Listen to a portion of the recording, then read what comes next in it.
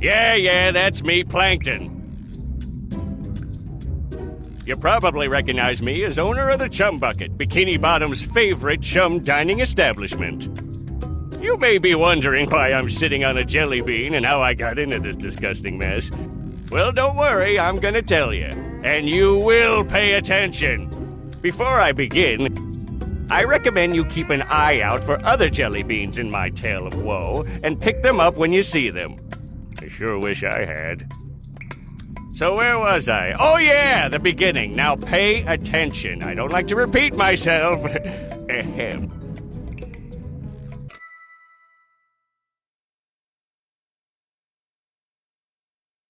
So it was the day of the big sleigh race, and everybody wanted to win the $1 million prize. Squidward had a fancy imported worm, and a strange hat. But I digress. The rodent, Sandy, had a rocket sleigh with mechanical worms. SpongeBob was using that pet of his, Gary, and was planning on squandering his prize money to help fix up the Krusty Krab. Patrick brought out some heavy artillery. Gummy worms. Boy has a brain like a rock. While Krabs was looking to win the prize money, I had better plans to finally topple his restaurant empire. It was brilliant. I had disguised Karen, my lovely robot wife, as my worm. You see me over there? Well, guess again, shrimp brain. That's just a robot made to look like me. Ooh, I get goosebumps just thinking how devious this plan was. Well, from that and the cold temperature.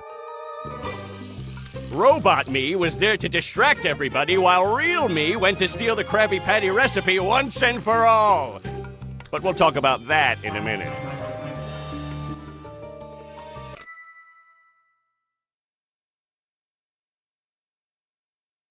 So the race started, and what do you know? Patrick didn't get past the starting line.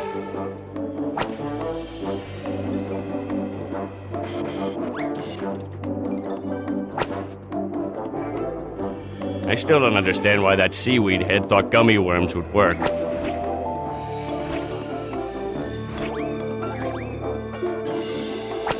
Meanwhile, Squidward's fancy worm was a bit too fancy.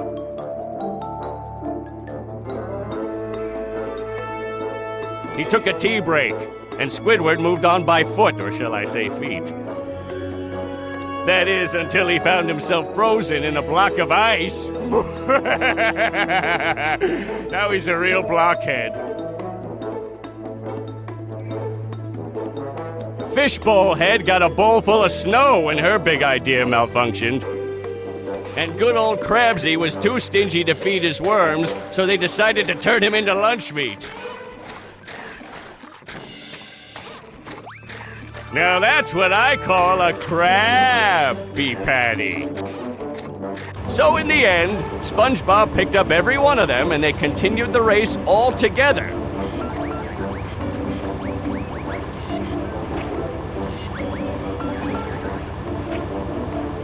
While I raced ahead of them on my rocket-powered sled. Or at least, that's what everybody thought.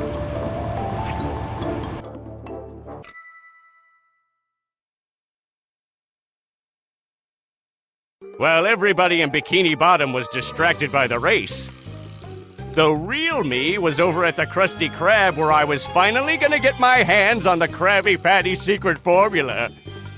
My plan was proceeding like clockwork. But wouldn't you know it, Krabs' safe was locked! Curses! First, I tried a simple cutting maneuver.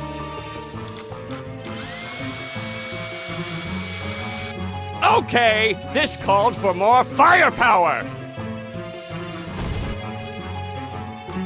Unfortunately, the safe was somehow impervious to flames, so it was time to get a little bit more destructive.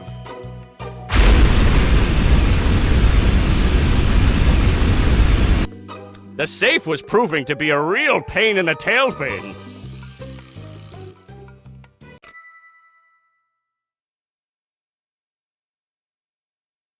Meanwhile, the group eventually raced right into a dead end. What's better is that they got trapped there when it got snowed in. And just when I thought things couldn't get any better, guess who shows up? Your friendly neighborhood abominable snow mollusk.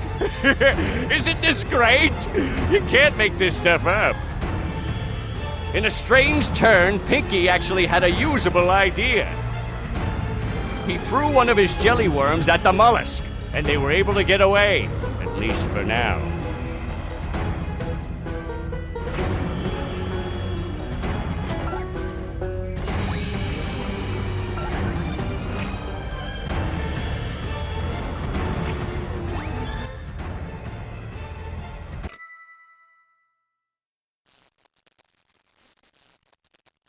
SpongeBob and his sorry pack of snowmates fled the snow mollusk and got back into the race.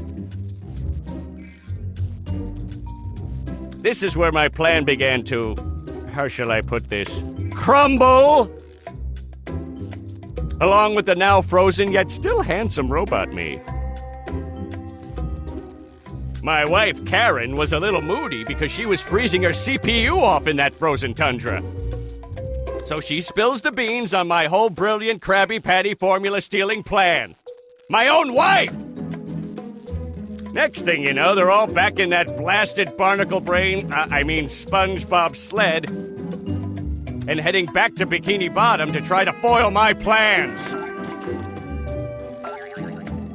Good thing was, the abominable snow mollusk was not far behind.